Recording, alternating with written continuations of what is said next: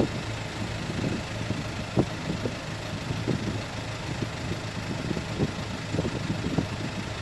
บสวัสดีครับสวัสดีพี่น้องชาว YouTube ทุกคนครับอยู่กับช่องทุนน้อย100%เดิมนะครับฝนตกมาอีกแล้วครับ หลังเมื่อวานฝนตกไป2 วันนะครับ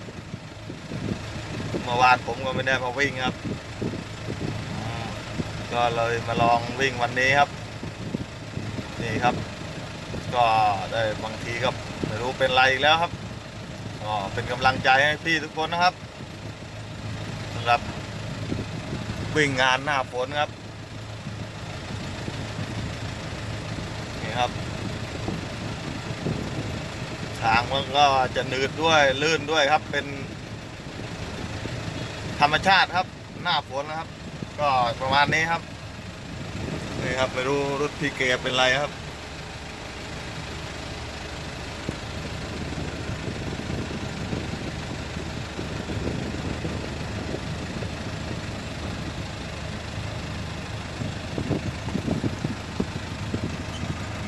ครับน้ำครับลมเย็นครับวันนี้ครับบางเจ้าก็เริ่มทำงานได้แล้วครับ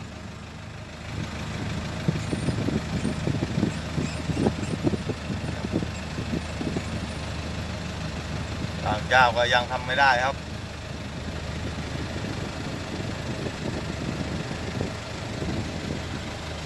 มีทีมผมครับที่วิ่งถ้าไม่ทำแล้วจะอะไรกินนะครับ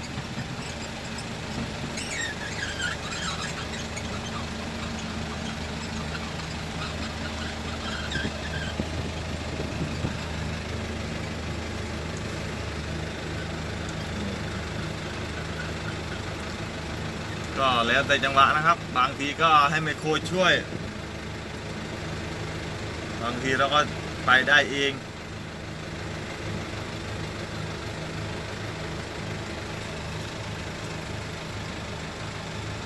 ครับ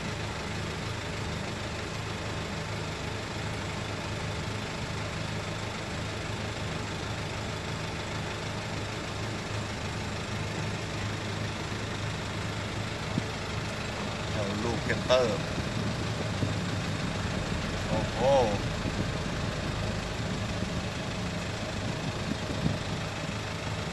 นี่ครับสภาพหน้างานก็จะเละๆหน่อยครับ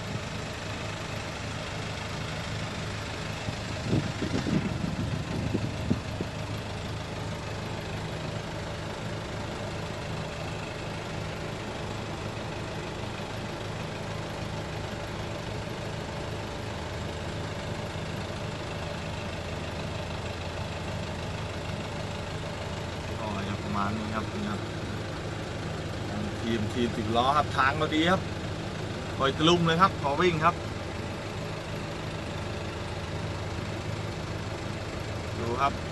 วิ่งเร็วครับผมวิ่งเร็วไม่ได้ทางไม่ดี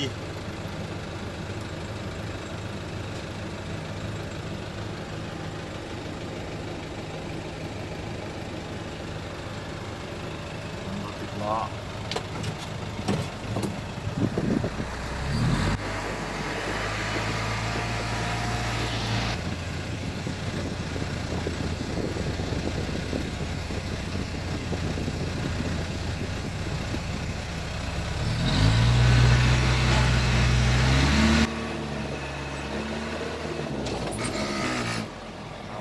ดูครับ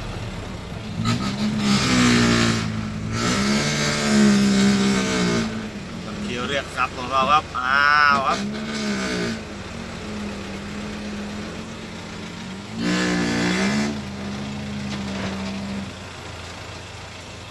ครับนี่ครับทางก็จะประมาณนี้แหละครับ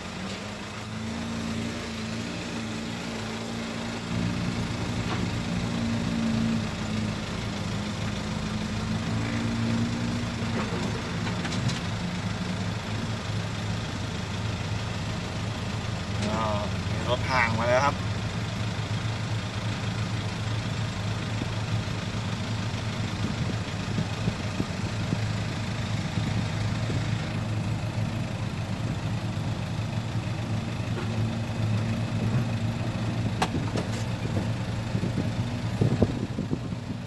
ใส่เยอะเทลูกพี่เดี๋ยวผมออกไม่ได้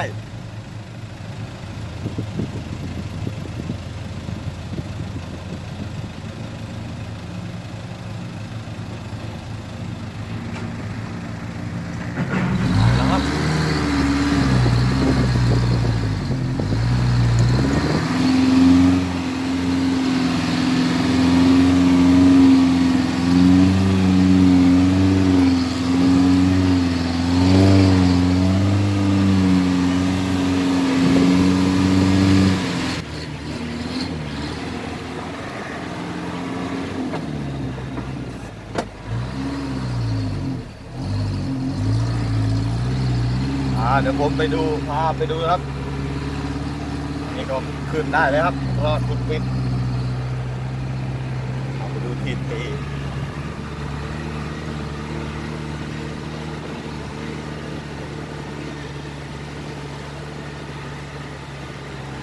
ต้องขออภัยด้วยนะครับภาพก็จะตัดไปครับพอดีขับรถไปด้วยถ่ายไปด้วยครับ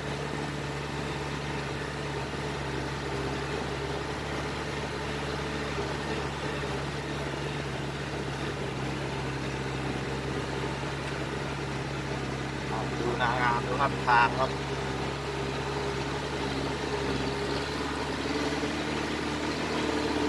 อย่างเล็กนะครับนะครับน้ำยังเสมอทางนะครับ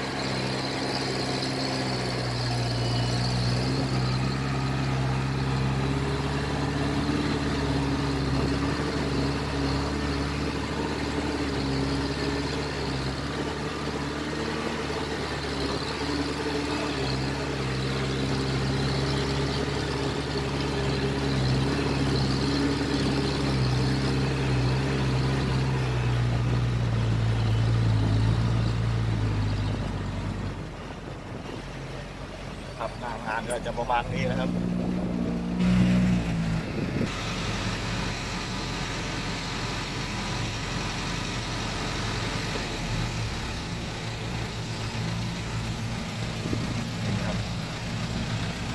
ภาพทางร้อยเละครับ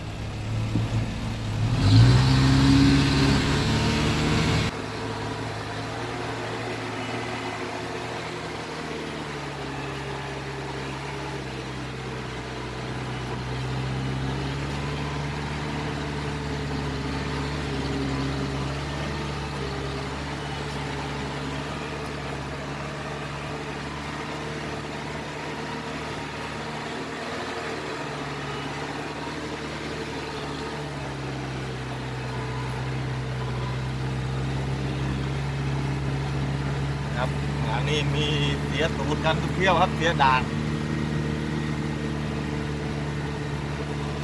ไม่เสียด่านเป็นไปไม่ได้ครับ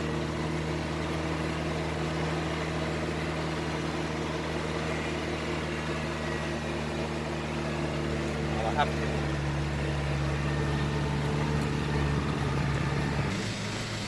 มารอใส่เหมือนเดิมแล้วนะครับ